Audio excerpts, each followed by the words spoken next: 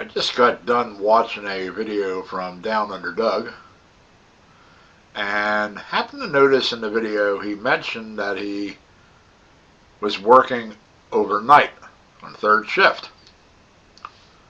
Well, right now I'm retired, but before I retired, I worked quite a few jobs that were overnight. And most of them were like 10 at night till 6 in the morning. But I did happen to have one that was from midnight until 8, and I love those hours because when you're scheduled midnight till 8, you can actually go out and do something at night on a night when you're working. I'm a sports fanatic. I love going to sporting events. Sporting events would generally let out at 10 or 10:30. So I still have plenty of time to get out of the sporting event and then go to work. So it was like having your cake and eating it too. That was pretty nice, and I enjoyed that job. The pay is also a little bit better overnight than it is during the day. As far as the sleeping, you really have to do what works for you. Now, what used to work for me is I would get home, depending on which job it was, between 6 and 8 in the morning. And my best time to sleep was going to bed immediately when I got home. And then I would sleep from maybe 8 o'clock until 3 o'clock in the afternoon. And light was not a problem because I had dark curtains. So kept the curtains shut.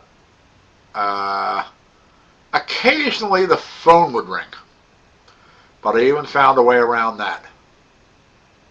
Besides telling people not to call me because I was sleeping, I did manage to find a way on how to keep the phone active but not have it ring. Or at least not where I could hear it while I was sleeping. And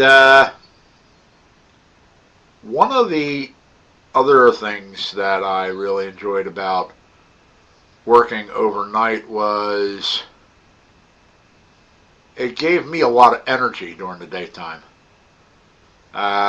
This doesn't really apply to everybody, but it did to me. You know, when I woke up, I'd get up at 3 o'clock in the afternoon, I would take a shower. By 4 o'clock, I was ready to roll. And I just had so much energy in me. And that just carried on, and then I got a little tired near the end of my shift at work. But it was enough to get me through, and then by the time I got home, I was tired enough where when I went to bed, I fell asleep right away. And the other thing that was pretty neat about working overnight is that when you're going home in the morning, everybody else is going to work. And they're tired too because they just woke up. But you got to do what works for you. You know, some people, they sleep like a dog. You know, a dog doesn't sleep on a regular schedule. A dog sleeps when the dog's tired. Might have 4 hours here and then 2 hours there and 30 minutes here, and you know, just lays down and sleeps whenever he feels like doing it. Other people like to stay up most of the day and then try to sleep and then get up at like 9:30 at night and then be at work by 10. That just never worked for me. I liked sleeping right after I got home from work in the morning, get up around 3, and then I'm ready to roll. So, I'm going to put the question out there to anybody that's watching this video. Have you worked overnight? And if so, did you like it? I have a great overnight story.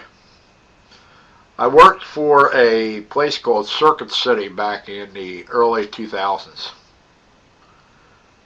And Circuit City's out of business now, but we had a pretty cool manager, and they were not open overnight, but they would have these specials where they would be selling game systems like, well, when I was working there, the PS2 was the big game system that came out.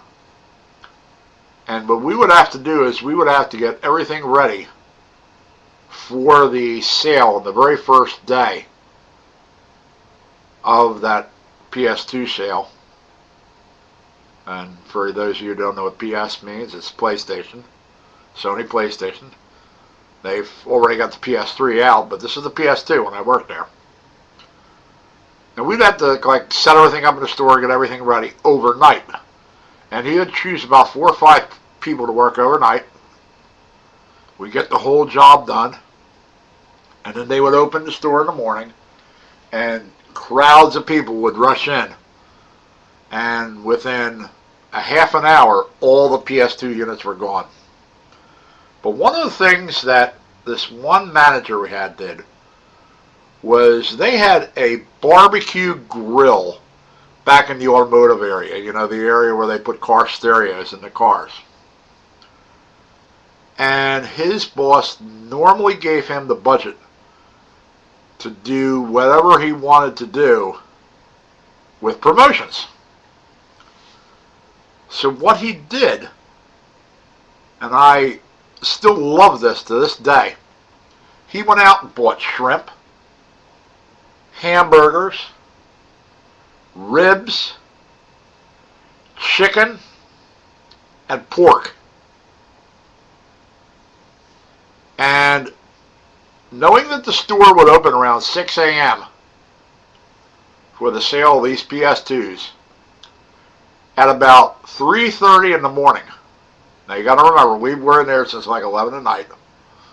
At 3:30 in the morning, he went out and he fired up this barbecue grill and put all kinds of food on it.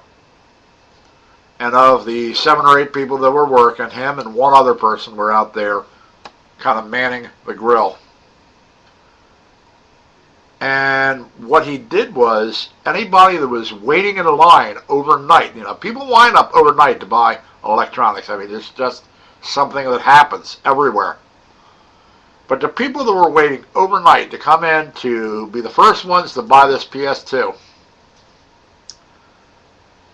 he was out there cooking food for them. And it was good food.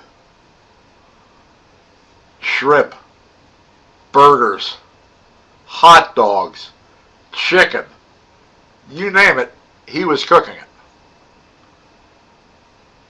And then I guess he had everything cooked by about 4. And he was like, yeah, you want a hamburger? You want some chicken? You want some shrimp? Shrimp on the Barbie at 4 in the morning. That was cool. And I still remember that to this day. He offered it to the people that were working that night too. But he also offered it to the people that were coming in to buy the PS2 units. Now, people remember stuff like that. And then they'll come back and they'll shop in his store. Now, Circuit City eventually went out of business. But when they did, we had one of the busier stores. And I think it's because of the way he handled things. And somebody's going to offer you shrimp on the Barbie at 3 in the morning, 4 in the morning, you'd take it too. If anybody has any stories that are similar to this, let me know in the comments. And until next time, thank you for allowing me to bore you, and have a great day. Bye.